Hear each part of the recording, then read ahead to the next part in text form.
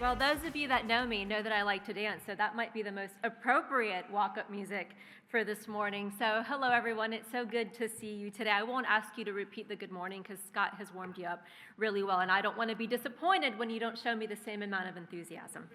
So I am so happy to be here with so many really friends and family and certainly colleagues, folks that I've known since I became an economic developer, entered the field nearly 20 years ago. And so many of you were colleagues and mentors, and I'm grateful for that. And I got to see a few of you just a few weeks ago at the GEDA annual conference where I was also able to speak. So again, being around this room, I really see so many familiar faces, and that's part of what sets this industry apart is that familiarity. And being here feels a lot like coming home, right? And not just because my hometown of Albany is just down Highway 82, because really rural and economic development is in our shared DNA. It's a team sport, and Georgia has the strongest bench in the nation.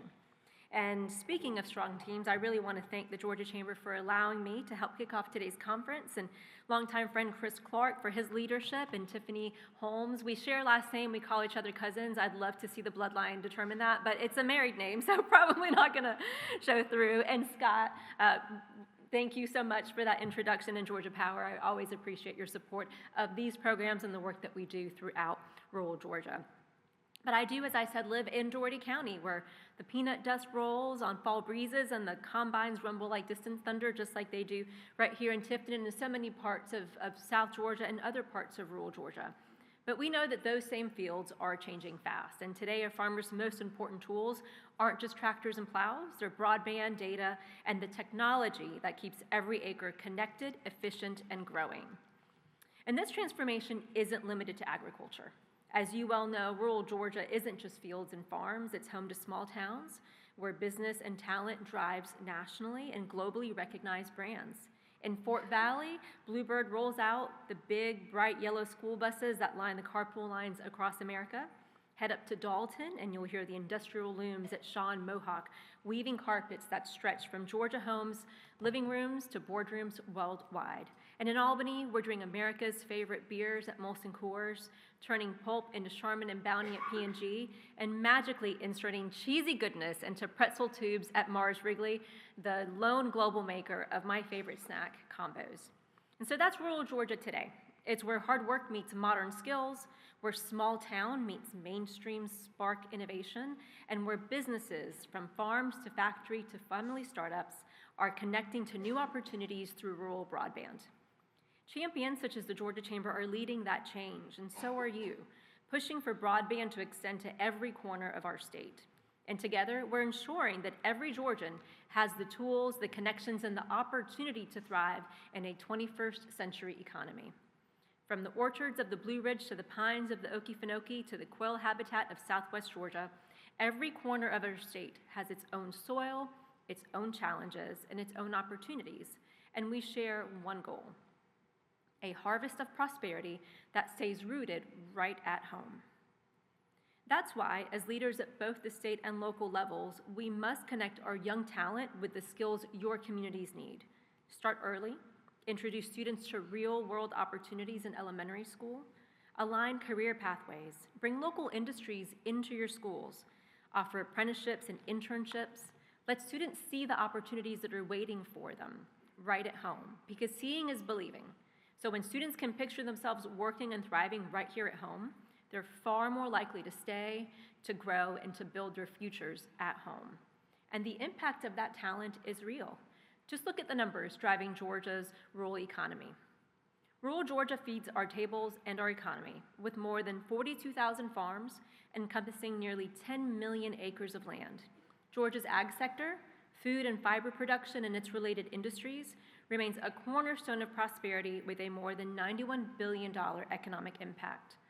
Add to that a strong manufacturing sector, more than 6,000 facilities outside of Atlanta, with more than 20,000 new jobs projected through 2032.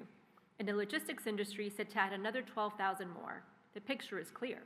Rural Georgia is driving our state forward. And the top sectors powering, you could clap. Did somebody clap? I think we could clap for that. Rural Georgia is driving. I don't know that you clapped, but I really like it, so we're going to go with it. And the top sectors powering that growth include manufacturing, healthcare and social assistance, retail trade, accommodation and food services, as well as our educational services. But behind every number is a community, a family, a person whose work makes it possible. And that brings me back to where we began. Albany, for me, where I learned that rural Georgia's strength isn't just in our soil, but it is in our spirit. The lessons I learned there as a young economic developer at the Development Authority and later as a chamber executive continue to shape the decisions I make at the Georgia Department of Labor. And I will tell you, it's incredible lessons. And so as Labor Commissioner, my mission is simple: build up talent in every county and opportunity in every zip code of Georgia. Because the future of rural Georgia and of all Georgia isn't just in what we grow and what we make, it's in who we lift up. That's how we stay the #1 state for business and become the undisputed top state for talent. To help achieve that mission, we are fundamentally transforming how we do business at the Georgia Department of Labor. We are not just processing unemployment claims or connecting job seekers to roles, both of which are extremely important for our economy and for our citizens, but we're working to be your strategic workforce partner, helping you solve these challenges and build stronger teams in your communities. And here's what partnership looks like.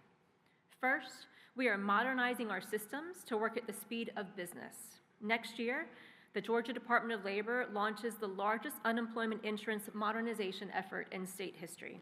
And every person who gets back on their feet quickly is someone who stays in your community and is ready for their next job when that big win comes. Second, our career centers are becoming true workforce solution hubs.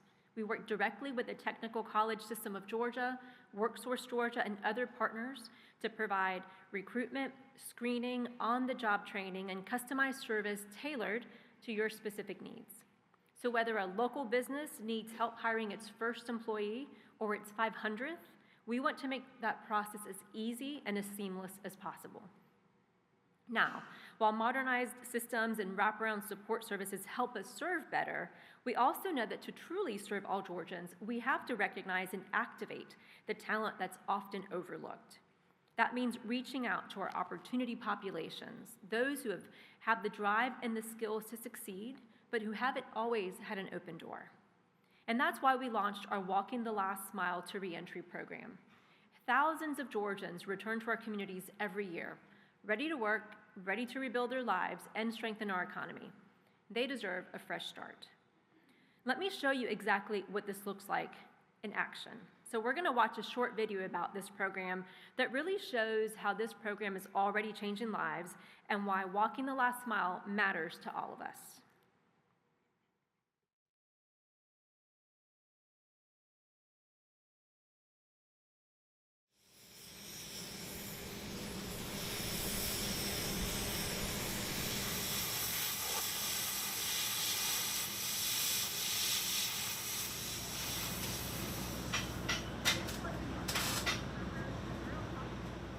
I'm Louis Barrero, and I'm walking the last mile reentry.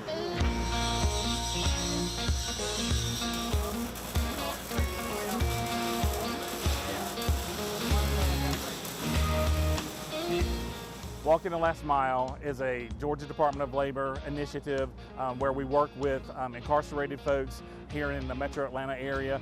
We service 3 counties. We service Fulton, Gwinnett, DeKalb, and our program helps incarcerated individuals write resumes, learn how to interview skills, and we provide wraparound skills so when they get out of incarceration, we make them successfully transition back into society with jobs. And it's a great program and something the Georgia Department of Labor is very proud of.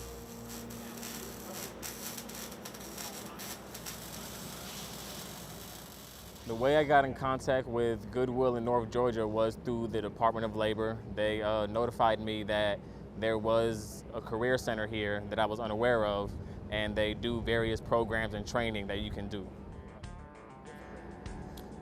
My journey through the welding program has been pretty extensive. You start off learning academics, bookwork, the technicalities of welding, and then you do hands-on training, which is pretty hot.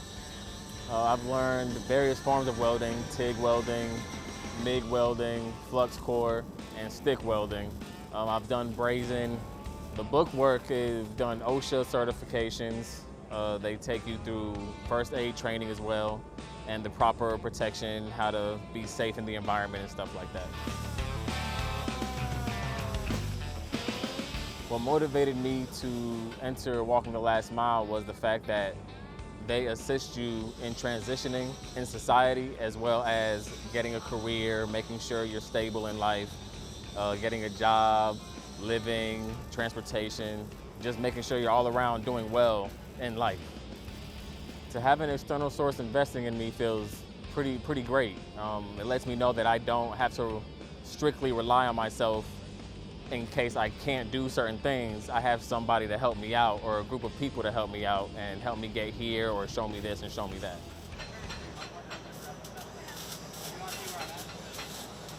I feel like anybody willing to make a difference in their lives should join Walking the Last Mile, because it assists you in doing just that, changing your life. It gives you various forms of career opportunities, programs, training, anything you can do to better yourself, it offers. I think giving someone a second chance changes their life because it shows them that they're not what their history dictates. They can change the narrative of their future.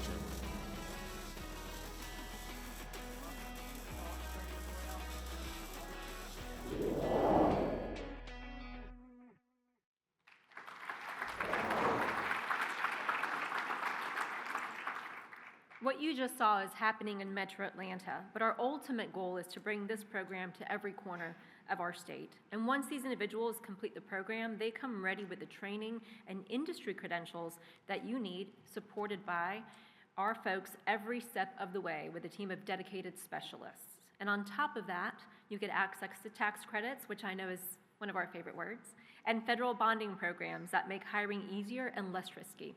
So we're not just helping people transition back to work, we're really turning what used to be that last mile of reentry into the first step of a stable, lasting career right here in Georgia.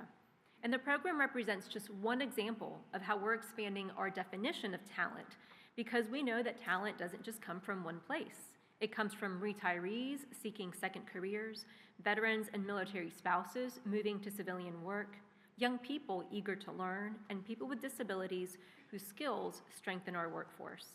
We're making it our mission to identify these opportunity populations and activate them throughout Georgia. So as you can see, and as you discuss continually today, disaster preparedness, housing, healthcare, and other big issues facing rural Georgia today, remember that strong communities aren't built on boards or budgets. They're built on people. They're built on talent, on opportunity, on resilience, on grit, on vision. And that is Georgia, and that is our future. So I'm hard at work. I know you're hard at work, and we're going to continue to do that. So again, it's a pleasure to be with you this morning. So many friends, and again, economic developers, and there's so many of other industry professionals in this room. We're one big, mostly happy family doing great work. I also want to recognize another partner of the Department of Labor, and that's the University System of Georgia. And I see Dr. Brundage here from ABAC. It's a pleasure to see you, and thank you so much for your service. I got to know Dr. Brundage well when I served on the Board of Regents, and so when we look at partners for the Department of Labor, certainly the technical college system, WorkSource Georgia, each one of you and your communities, and the University System of Georgia as well. And so that's what we do. We work hard, we deliver, and I'm just proud to be one of you. So thank you.